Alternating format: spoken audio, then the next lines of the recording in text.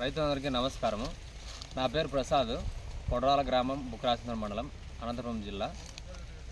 నేను ఈ సంవత్సరము కొత్తగా వచ్చిన వెరైటీ పైనీర్ P3312 అనే రకం వేసాను.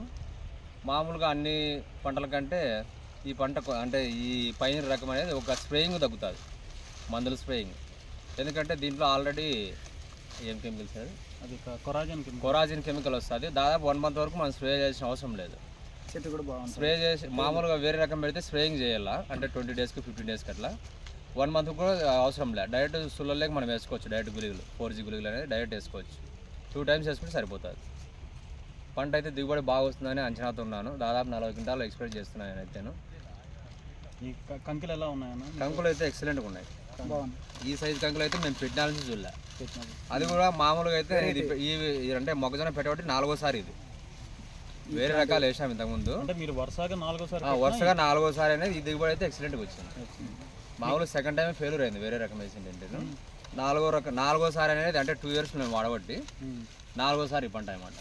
4వసారి అనేసి ఈ రకం వేసినాయి అనమాట. బ్రహ్మాండంగా మీరు మిగిలిన రైతులకు వేసుకోమని చెప్పి బ్రహ్మాండంగా చెప్పొచ్చు, ఎక్సలెంట్గా చెప్పొచ్చు.